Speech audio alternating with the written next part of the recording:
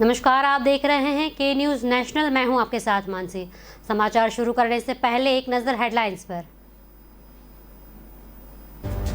राज्य सरकार ने 23 अगस्त को प्रदेश में राजकीय अवकाश घोषित किया। प्रदेश में समस्त राज्य कार्यालय एवं संस्थान बंद रहेंगे। 88,000 वकीलों की सुरक्षा से जुड़े मुद्दे से संबंधित Rajasthan advocate protection draft bill 2021 को सरकार मानसून सत्र में जल्द ही पास करेगा। पंचायत चुनाव में टिकट बंटवारे को लेकर जिस तरह कांग्रेस की कलह सामने आई, उसे देखते हुए अब पार्टी और प्रत्याशियों की विपक्ष के साथ भीतरघात से भी निपटना होगा। राजस्थान के 6 जिलों में पंचायती राज चुनाव के लिए प्रचार जारी। इसी के तहत बीजेपी के वरिष्ठ नेता करल धौरपुर और भाजपा सांसद मनोज राजौरिया और कई बड़े नेता भरतपुर पहुंचे।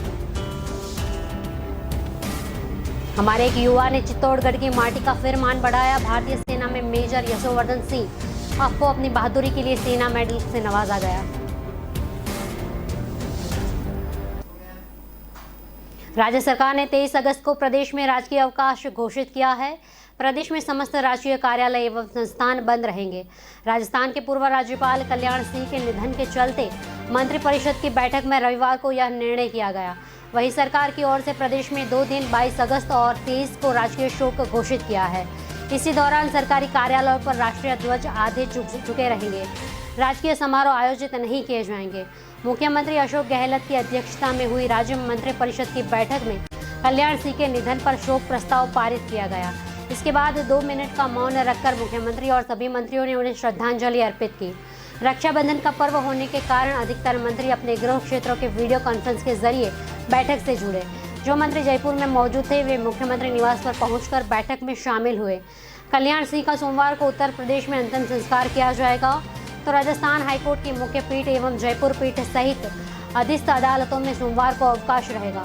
रजिस्ट्रार की ओर से जारी सूचनाओं के अनुसार सोमवार को सूचीबद्ध समस्त मामलों की सुनवाई बुधवार को होगी। राजस्थान विश्वविद्यालय की सोमवार को होने वाली परीक्षाओं में किसी तरह का परिवर्तन नहीं किया गया है। सभी परीक्षाएं निर्धारित कार्यक्रम के अनुसार परीक्षा केंद्रों पर आयोजित की जाएंगी। विश्वविद्यालय जनसंपर्क प्रकोष्ठ के अनुसार सोमवार को होने वाली परीक्षाओं के लिए सभी परीक्षार्थी निर्धारित परीक्षा केंद्रों पर परीक्षाओं के लिए समय अनुसार उपस्थित रहेंगे।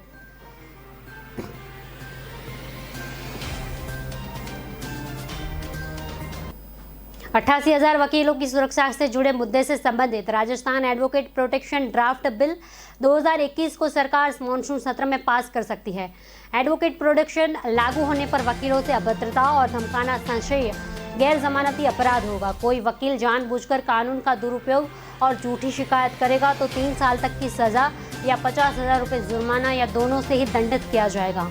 राज्य के विधि विभाग को बीसीआर ने बिल अनुमोदित कर 24 जुलाई को भेज दिया था। इधर वकील भी मानसून सत्र में बिल पारित करवाने के लिए 2 बार ऐसे अध्यक्ष अनिल चौधरी व महासचिव सतीश शर्मा और डिस्ट्रिक्ट बार अध्यक्ष डॉक्टर सुनील शर्मा व महासचिव गुजरात सिंह राजावत के नेतृत्व में प्रदर्शन कर रहे हैं।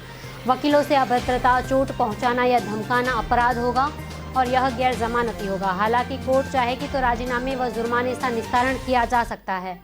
वकील द्वारा सेक्शन 3 में तय किए अपराध की शिकायत पर पुलिस को सुरक्षा व संरक्षण पहुंचाया करा होगा। कोर्ट द्वारा वकीलों से जुड़े मामले में दूसरे पक्ष पर हर्जाना लगाया जाता है तो वह राशि वकील को मिलेगी। वकीलों पर होने वाले 3 साल तक की सजा वाले अपराध केस में ट्रायल प्रथम श्रेणी के जुडिशियल मजिस्ट्रेट द्वारा की जाएंगी। 7 साल की सजा वाले मामले में की ट्रायल सेशन जज द्वारा होगी। वकीलों को चोट पहुंचानी या संपत्ति क्षतिग्रस्त होती है तो कोर्ट सेक्शन 8 के तहत मुआवजा तय करेगी और इलाज पर खर्च हुई राशि के भी पुनः भुगतान करवाई जाएगी।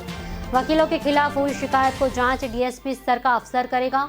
संशय अपराध में वकील में एफआईआर से पहले बार एसोसिएशन के अध्यक्ष या महासचिव को सूचना देनी होगी।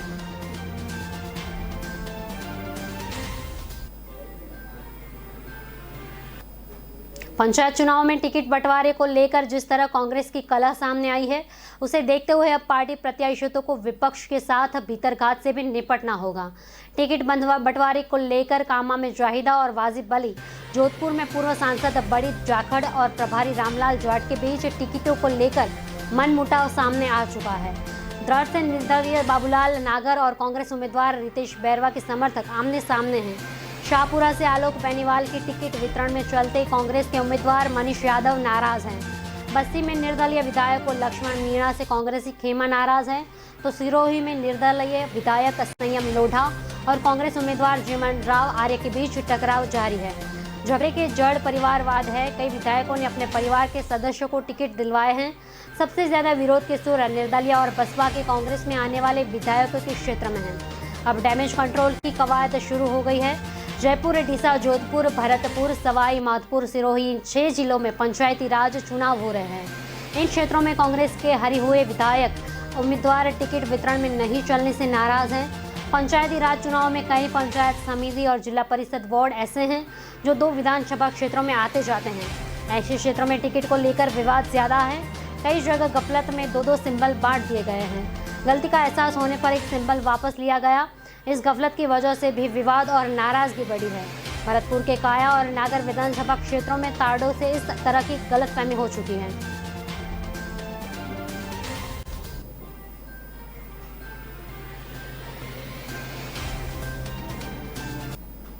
राजस्थान के 6 जिलों में पंचायत राज चुनाव के लिए प्रचार चल रहा है। इसी के तहत बीजेपी के वरिष्ठ नेता करेली धौलपुर से ज्यादा भाजपा सांसद मनोज राजौरिया और कई बड़े नेता भरतपुर पहुंचे। अपनी पार्टी को जिताने के लिए पदाधिकारियों और नेताओं के साथ बैठक में भाग लेने के लिए पहुंचे। भाजपा सांसद मनोज राजौरिया ने इस दौरान प्रदेश कांग्रेस सरकार पर जमकर निशाना साधा। राजौरिया ने आरोप लगाया कि 2 घड़ों में विघटित हो चुकी कांग्रेस सरकार ने अपने विधायकों को अवैध वसूली करने और जनता से लूट बटोरने के लिए छूट दे रखी है। साथ ही आज कांग्रेस शासन में अफीम और हेरोइन का धंधा गांव-गांव पनप रहा है। राजौरिया ने कहा कि आज हर जगह अवैध धंधे संचालित हैं। साथ ही विधायकों को अवैध वसूली करने के लिए खुली छूट सरकार ने दे रखी है। कांग्रेस ने जनता के झूठे वादे कर सत्ता में आई है, लेकिन किए गए वायदे आज तक सरकार पूरी नहीं कर सकी है। उन्होंने आगे कहा है कि विकास के नाम पर सरकार ने अभी एक ईंट तक नहीं लगाई है। ऐसे में जल्द ही वो समय आएगा जब जनता उन्हें जवाब देगी। सचिन पायलट बनाम अशोक गहलोत विषय पर अपनी बात रखने हुए राजौरिया ने कहा कि सचिन पायलट के कई दोस्त भाजपा में जा चुके हैं। ऐसे में पायलट के भी भाजपा से आने की उम्मीद की जा सकती है। उन्होंने आगे कहा कि बीजेपी प्रधानमंत्री मोदी के नेतृत्व में लोक कल्याणकारी नीतियों के साथ काम कर रही है। यही वजह है कि कांग्रेस समेत कई दलों के नेताओं ने बीजेपी का दामन थामा है। यही उम्मीद है कि सचिन पायलट भी जल्दी बीजेपी में शामिल होंगे।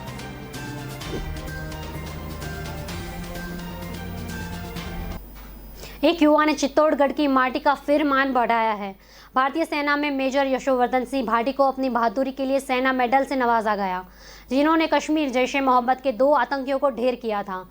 यशोवर्धन का पैतृक गांव रक्षामय क्षेत्र में ऊंचा गांव है। वर्तमान में परिवार से उदयपुर में निवासरत है। यशोवर्धन का सेना मेडल 2021 से सम्मानित होने वाले गांव के साथ पूरे मेवाड़ में खुशी का माहौल है। वीर शिरोमणि महाराणा प्रताप को अपना आदर्श मानने वाले यशोवर्धन ने कश्मीर घाटी में सेवा देते हुए दिसंबर 2020 में जैश-ए-मोहम्मद के 2 आतंकवादियों को ढेर किया था। वो चुनौतीपूर्ण हालात में अपनी जान की परवाह किए बिना आतंकियों से भिड़ गए थे। इस कारण मेजर यशोवर्धन भाटी को भारतीय सेना मेडल पुरस्कार से नवाजा गया है। भारतीय सेना के 29 राष्ट्रीय राइफल में मेजर भाटी व उनकी टीम बारामूला जिले में तैनात थी। इस दौरान जैश-ए-मोहम्मद के आतंकवादियों ने उनके दस्ते पर ताबड़तोड़ गोलियां चलाते हुए घेराबंदी लाड़कर भागने का प्रयास किया था। जवाबी कार्यवाही में यशोवर्धन ने शौर्य व दक्षता से दोनों आतंकवादियों को मार गिराया। बताया गया कि पूर्व में भी मेजर भाटी ने एक आतंकवादी को जिंदा पकड़कर बारामूला पुलिस को सुपर्द किया था। इसी बटालियन द्वारा किए गए 4 प्रमुख ऑपरेशन में कुल 10 आतंकवादी मारे गए। उनमें से भी मेजर भाटी व उनकी टीम का प्रमुख योगदान रहा है। इसके इस निडरता व दक्षता पर 26 जनवरी को उत्तरी सेना कमांडर द्वारा प्रशस्ति भेजकर प्रदान किया जाएगा।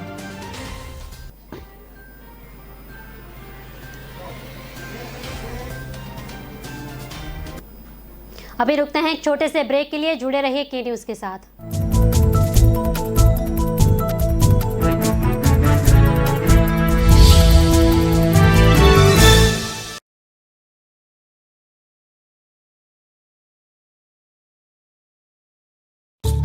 चाय तैयार है।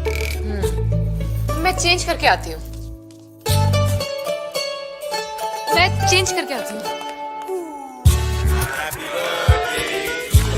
चेंज करके आती हूँ। लायरा लायरा का नया कलेक्शन बहाने कम पड़ जाएंगे, पर स्टाइल्स नहीं। Lyra, time to style. Break के बाद आपका स्वागत है। अब देखते हैं आगे की खबरें। पश्चिमी राजस्थान के किसानों के माथे पर चिंता की लकीरें गहरी होती जा रही हैं। मौसम की बेरुखी ने किसानों को सूखा व अकाल कागार पर लाकर खड़ा कर दिया है। हालात अभी यह है कि कल बुआई की केवल 10% फसलें ही बची हैं, जिन्हें बचाने के लिए किसान भरपूर मेहनत कर रहे हैं। हालात बढ़े तो यहाँ के पश्चिमी राजस्थान में वर्षा आधारित बारानी कृषि 11.17 मिलियन हेक्टेयर यानी कुल भौगोलिक क्षेत्र के 53.49% हिस्से में होती है। इस बार मानसून पश्चिमी राजस्थान से रूठा रहा, जिसने किसानों की मुश्किलें और बढ़ा दी है। इधर बिजली की कटौती, कम वोल्टेज की सप्लाई, बढ़ते तापमान ने भी किसानों की कमर तोड़ने में कमी नहीं रखी है। यहाँ तक पशुओं के लिए चारों का संकट भी खड़ा हो गया है। तो जोधपुर, जैसलमेर, बाड़मेर, जालोर के किसानों की हालत गंभीर है।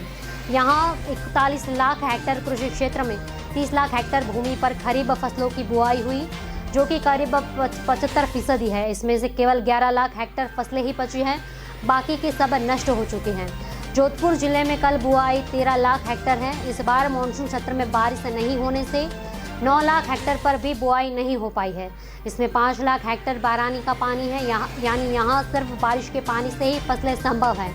जून की शुरुआत में बुआई तो किसानों ने कर दी थी, लेकिन उसके केवल 4 लाख हेक्टेयर में ही फसलें शेष हैं, जिन्हें बचाने के लिए किसान दिन रात एक कर रहे हैं।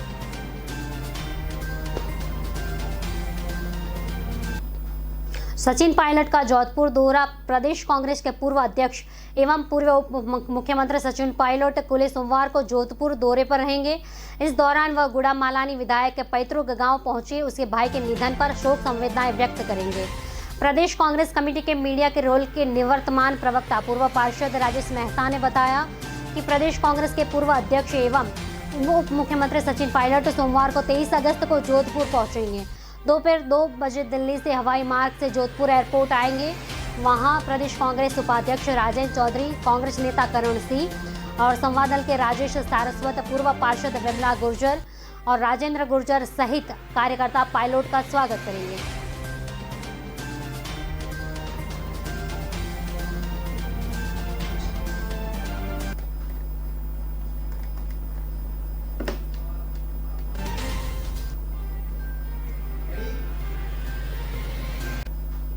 भाई बहन के पवित्र त्योहार रक्षाबंधन पर राजस्थान के नागौर से मन का झकझोर देने वाली मार्मिक तस्वीर सामने आई है। यह तस्वीर के चलते हरसौर गांव की इस गांव की चिरंजीवी लाल बीएसएफ में हेड कांस्टेबल थे। चिरंजीवी स्वतंत्रता दिवस पर दिल्ली में परेड में शामिल हुए थे। इस दौरान उनकी हार्ट अटैक से मौत हो गई और 17 अगस्त को उनकी अंत्येष्टि की गई थी। चिरंजी ने अपनी बहन लक्ष्मी से कहा था कि इस बार घर पर आकर राखी बांधना, क्योंकि पिछले 4 साल से बहन राखी नहीं बांध पाई थी। आखिरकार लक्ष्मी चिरंजी लाल की चिता पर राखी बांध कर आई। परंपरा के मुताबिक अंतिम संस्कार के बाद फूले चुनने के बाद चिता पर तीसरे दिन लकड़ी की टिमची पर पानी से भरी महिला रखी जाती है। लक्ष्मी रक्षाबंधन के दिन सुबह अपनी भतीजी यानी चिरंजी लाल की बेटी सांची को साथ लेकर स्मशान पहुंची और वहां टिमची को राखी बांधी। बहन लक्ष्मी का मन अभी भी मान रहा नहीं है कि उसका भाई चिरंजी अब इस दुनिया से नहीं रहा। बहन के चेहरे पर दर्द देखी जा रही है। बहन ने कहा, भाई देश के लिए शहीद हो चुके, लेकिन गर्व की बात यह है आज वह शहीद की बहन कहलाएगी। लक्ष्मी ने आगे बताया कि चिरंजी लाल 6 साल बड़े थे। अंतिम बार भाई चिरंजी की कलाई पर राखी 2017 में बांधी थी। पिछले साल तो राखी भेजी नहीं पाई थी, जिसके उलाहना भाई ने कई बार की थी। इसी 13 अगस्त को तो जयपुर में वह मुझसे मिलने आए थे, तब कहा था कि पिछली बार तो राखी भेजी भी नहीं थी, इस बार राखी पर मैं हरसौर आऊँगा, आप भी आ जाना और राखी ज़रूर बांधना।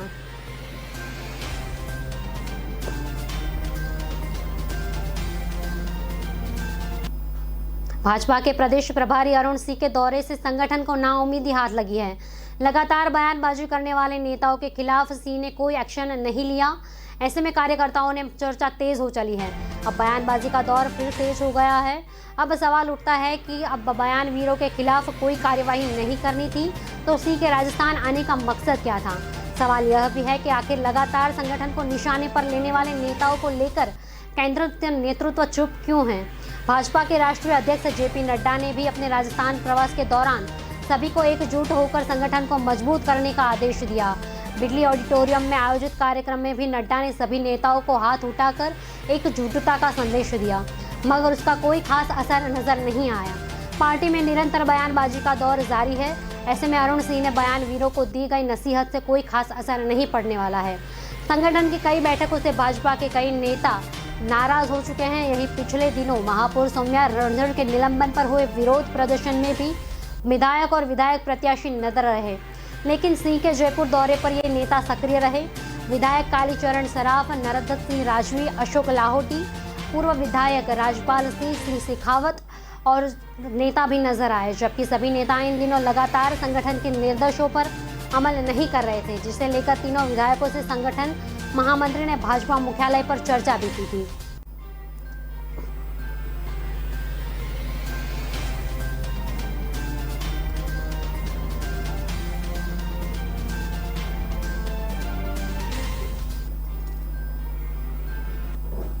दिल्ली की तिहाड़ जेल में बंद राजस्थान की लेडी डॉन अनुराधा उर्फ रिवॉल्वर रानी को कुचामन पुलिस प्रोडक्शन वारंट पर गिरफ्तार कर लाई है।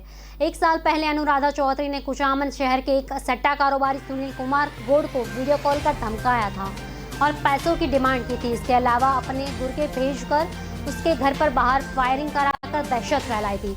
इसको लेकर 28 अगस्त 2020 को सट्टा कारोबारी ने मामला दर्ज कराया था। अनुराधा पर राजस्थान में दर्जन भर से ज्यादा मामले दर्ज हैं। सीआई रामवीर सिंह जाखड़ की टीम रविवार को इस प्रोडक्शन वारंट पर बापर्दा पकड़ कर लाई है। फिलहाल पुलिस उससे पूछताछ कर रही है कि कई बड़े मामले में खुलासा की संभावना जताई जा रही है। 16 दिसंबर 2020 को जिले के तरनाऊ में 3 लुटेरों ने राजस्थान ग्रामीण बैंक में हथियारों के बल पर बैंक कर्मियों को बंधक बनाया और कैशियर के पास रखे 20 लाख रुपए लूट लिए। इस मामले में भी अनुराधा से पूछताछ की जा रही है। राजस्थान की लेडी डॉन अनुराधा को 22 दिन पहले दिल्ली पुलिस को स्पेशल टीम ने कुख्यात गैंगस्टर और अनुराधा के पति काला जठेड़ी को यूपी के सहारनपुर के गिरफ्तार किया था। गिरफ्तारी के समय लेडी डॉन के पास पिस्टल और जठेड़ी के पास रिवॉल्वर बरामद की गई थी। 14 दिन की पुलिस पूछताछ के बाद उन्हें तिहाड़ जेल की न्यायिक अभिरक्षा में भेज दिया गया था।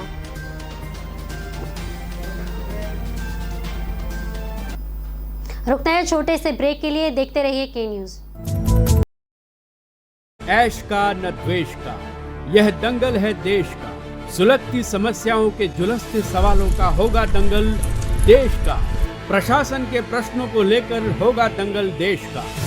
शिक्षा, स्वास्थ्य, समाज, कानून और व्यवस्था के आज क्या है हालात। सोमवार से शुक्रवार रोज रात 8 बजे जलपा क्षत्रिय के साथ दंगल देश का। ब्रेक के बाद आपका स्वागत है। तो देखते हैं आगे की खबरें। जिले के 2 कांस्टेबल की हत्या के मामले में पुलिस के हत्थे चढ़ा। कुख्यात अपराधी बाबूराम गोरसिया को भीलवाड़ा प्रोडक्शन वारंट पर लाने में देरी हो रही है। बाबूराम पिछले कई दिनों से जालौर जेल में बंद है, लेकिन इस मामले के दोनों जांच अधिकारी चंचल मिश्रा व विमल सिंह का तबादला हो जाने से पुलिस इस कुख्यात आरोपी को भीलवाड़ा नहीं ला पा रही है। इसके चलते इस मामले का प्रमुख आरोपी राजू फौजी के बारे में भी पूछताछ हो रही है। 10 अप्रैल को और राजू फौजी, बाबू व राम गोरसिया और उसके साथी तस्करों द्वारा भीलवाड़ा जिले के 2 कांस्टेबलों की हत्या कर फरार हो गए थे। पुलिस इस मामले में सभी कुख्यात अपराधियों को कई दिनों से ढूंढ रही थी। 7 अगस्त को राजू फौजी का साथी बाबूराम गोरसिया को भीलवाड़ा पुलिस स्टेशन में जालौर जिले के साथ पकड़ा गया था। इस दौरान मुठभेड़ में बाबूराम के पैर में गोली भी लगी थी। उस पाली के बंगाड़ अस्पताल में भर्ती कराया गया था। वहां से जालौर जिले के करेड़ा पुलिस ने उसे गिरफ्तार कर न्यायिक अभिरक्षा में भेज दिया गया था। इसके बाद ही बाबूराम को प्रोडक्शन वारंट में भी भीलवाड़ा लाने की तैयारी की जा रही थी, लेकिन गत दिनों आरपीएस अधिकारियों के हुए तबादले और इस मामले की जांच कर रहे दोनों जांच अधिकारी चंचल मिश्रा व विमल सिंह नेहरा का तबादला दूसरी जगह हो गया था। इसी कारण से बाबूराम को अभी तक भीलवाड़ा नहीं लाया जा सका है।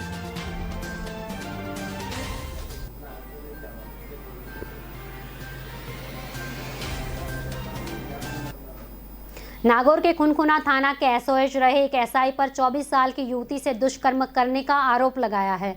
युवती ने उसके खिलाफ शनिवार देर रात रिपोर्ट दर्ज कराई थी।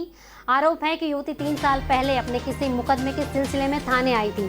तब एसओएच ने उसके साथ जान पहचान बनाते हुए मोबाइल नंबर लिया था। रोजाना उसे फ़ोन करता था। एक दिन उसे दीवाना के एक होटल में ले जाकर रेप किया था। इसके बाद उसे जान से मारने की धमकी देकर उसे ब्लैकमेल किया था। 15 से 20 बार रेप किया। अब इसके 1 महीने में एसओएच का नागर जिले से कोटा रेंज के तबादला हो जाने के बाद पीड़िता ने थाने में मामला दर्ज कराया है। एसओएच हरिराम ने बताया कि 24 साल की पीड़िता ने थाने में रिपोर्ट दी है।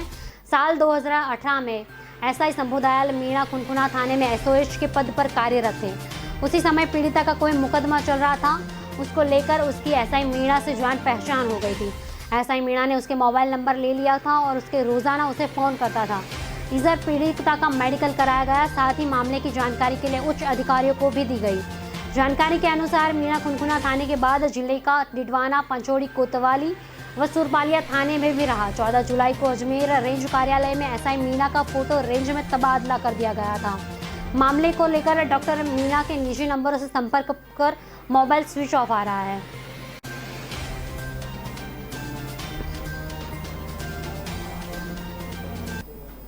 जिले के नांगल राजवताना थाना क्षेत्र श्यालावास रोड पर दिल्ली मुंबई एक्सप्रेस हाईवे निर्माण कंपनी के तेज रफ्तार डंपर ने तहसील कार्यकारी के आगे पुलिया के नीचे घुमाव पर सामने आ रहे डंपर ने बाइक सवार युवक को कुचलने के मौके पर ही मौत हो गई। श्यालावास निवासी मृतक हेमंत पुत्र मोहनलाल राणा व 5 बहनों के बीच घर का अकेला चिराग था। वह जयपुर में बोटिक कर नौकरी के लिए तैयारी कर रहा था, जहां से जयपुर से मोटरसाइकिल ने अपनी बहन यहां रखी बंधवा कर वापस घर लौट रहा था। इसी दौरान देर शाम को वह हादसे का शिकार हो गया। हादसे के बाद शव को डंपर के नीचे ही पड़ा छोड़कर चालक फरार हो गया। इससे ग्रामीणों में रोष व्याप्त हो गया है। गुस्साए लोगों दोशा नांगल राजावात ने चुड़ियावास रोड पर जाम लगाकर मुआवजा देने की मांग को लेकर धरने पर बैठ गए। सूचना पर एएसपी डॉक्टर लालचंद लालसोट और डीएसपी वहां आ गए थे। अस्पताल के लिए रखवाया गया है। मुआवजे की मांग को लेकर धरना देकर बैठे लोग व पुलिस प्रशासन के अधिकारियों के बीच देर रात 3 दौर वाली वार्ता चली। इसके बाद कंपनी ने अधिकारी मुआवजा देने पर राजी हो गए, लेकिन लोग 20 लाख रुपए देने की बात पर अड़ गए, जहां एडीएम आरके मीणा की मौजूदगी के समझाइश के बाद ग्रामीण मान गए थे। कंपनी की ओर से पीड़िता परिवार को 6 लाख का मुआवजा देने का भरोसा दिलाया है।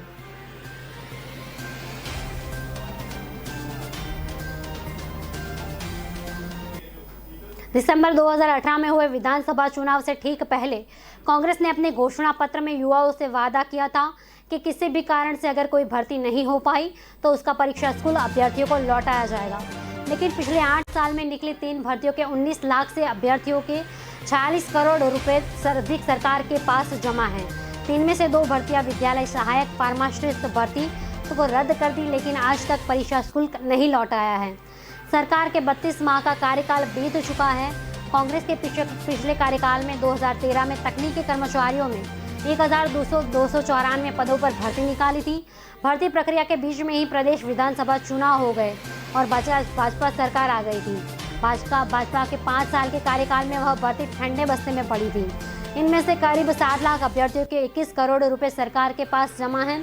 तो विद्यार्थी मित्रों के समायोजन के लिए निकाली गई विद्यालय सहायक भर्ती को सरकार ने रद्द कर दिया था, पर शुल्क नहीं लौटाया था। पिछली प्रदेश को भाजपा सरकार ने पहले तो वर्ष 2013 में 33 लाख पदों पर शिक्षा सहायक भर्ती निकाली, पर यह भर्ती भी अटक गई थी। इसमें 12 लाख से ज्यादा अभ्यर्थियों ने आवेदन किया। इसमें 25 करोड़ रुपए जमा हुए, पर यह रद्द हो गई थी।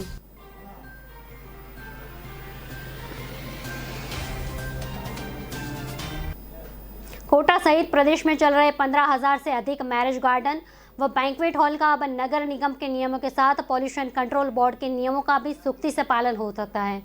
पॉल्यूशन कंट्रोल बोर्ड ने इसके बारे में 5 अधिनियम बनाए हैं। इसमें प्रमुख रूप से वेस्ट वारंट मैनेजमेंट, सॉलिड वेस्ट मैनेजमेंट, ध्वनि और वायु प्रदूषण, ग्रीन एनर्जी आदि का विशेष ध्यान रखा जाएगा।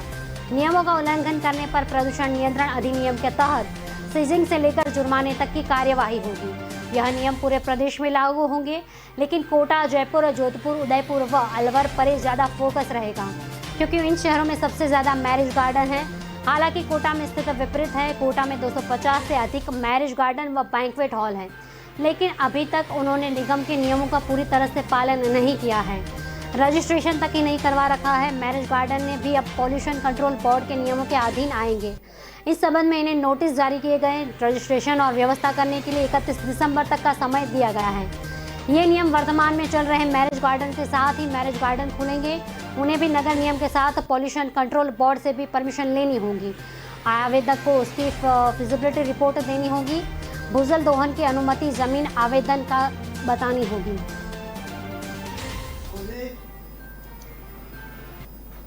समाचार में अभी बस इतना ही। आगे के समाचार देखने रहिए, जुड़े रहिए के न्यूज़ नेशनल के साथ। नमस्कार।